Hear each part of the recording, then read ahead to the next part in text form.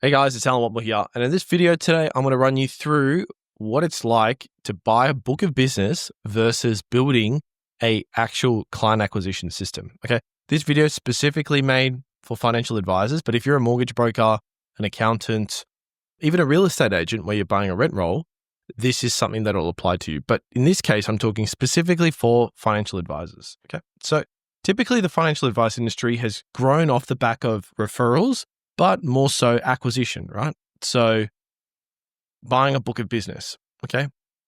And typically it's been buying a book of active fee-paying clients, right? Which sounds great, okay? And this is fantastic. And you might be considering this as well. And you might have already done this, okay? Which is completely fine. But if you think about what actually goes into buying a book of business, you usually have to pay anywhere between 2 to 3 times of revenue up front, okay? Whether you pay it or take out a loan for it, in order to get the book of business. Sometimes it can even go as high as 3.5 times, right? And so what that means is typically, if you don't have the cash for it, you need to take out a loan, okay?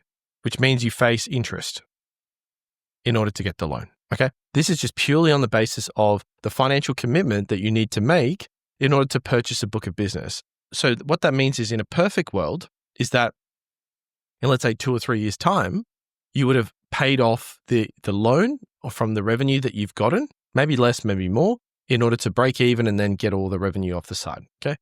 But if we talk about what realistically, okay, has happened or happens, and this is based off conversations that I've had with firms specifically, you have, in addition to that, you have not just the debt, you have drop-off, okay? So people who come on and they meet you and they decide they don't want you to be their advisor anymore, so they leave, okay? They go find somebody else. In addition to that, let's say if you bought the book of business of someone who has had the book and nurtured it and been an advisor for a number of years, you might want to have the previous advisor on for a period of X months. Okay, it could be 6 to 12 months, right? Probably 12 months in order to get through all the annual reviews, which means you need to pay the person a monthly revenue, an amount, or some kind of a salary in order to stay on and do all the introductions. Okay, so you have a monthly. Now that could range of any sort of figure. Okay. But you also have drop off there. So what you start to see is what seems like a fantastic long-term option. And I'm not saying that this is necessarily a bad thing to do because lots of people do it. What seems to be a really good option is something that you have to pay 2-3 years worth of the revenue up front. Okay. You also have to pay interest on the loan. Okay. You also have drop off that occurs, and you most likely in many instances have to pay the previous advisor in order to facilitate all the intros, okay? So that's the reality of what it could look like. And I know because I've spoken to firms specifically who have done this, right? Versus what it's like building an actual system. And so by system, I'm referring to a client acquisition system where you have a target market or an ideal customer profile. You create content for a specific audience. You generate leads. And then you convert those leads into long-term fee-for-service clients, okay? Where in this activity, you see a return on investment just off the first year's revenue, right? Okay, so on a financial basis, much more better, much more enticing, okay? It makes a lot more sense. But separate to this, it means that in addition to that is you have your perfect ideal customer profile, okay? You don't have to worry about drop-off, right?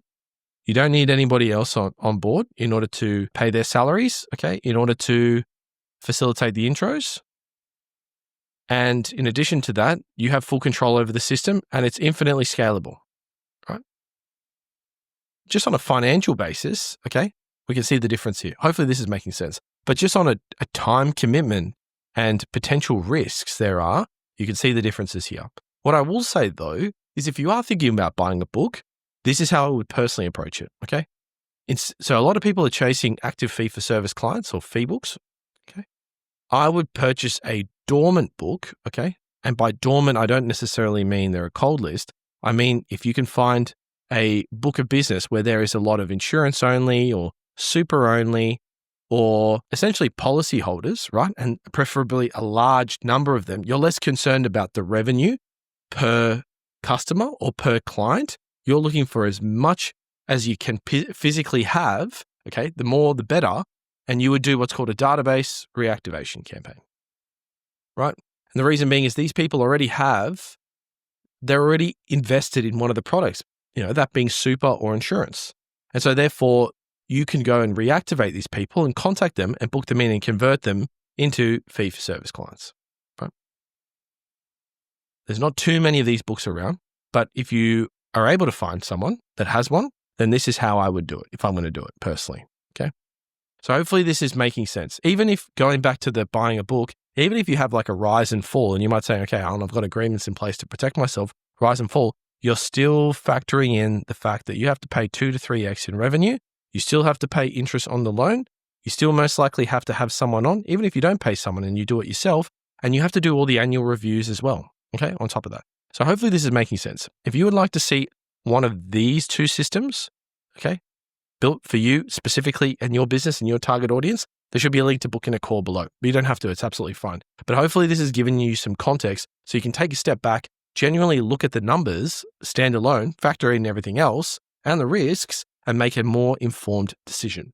My name is Allan Whatmore.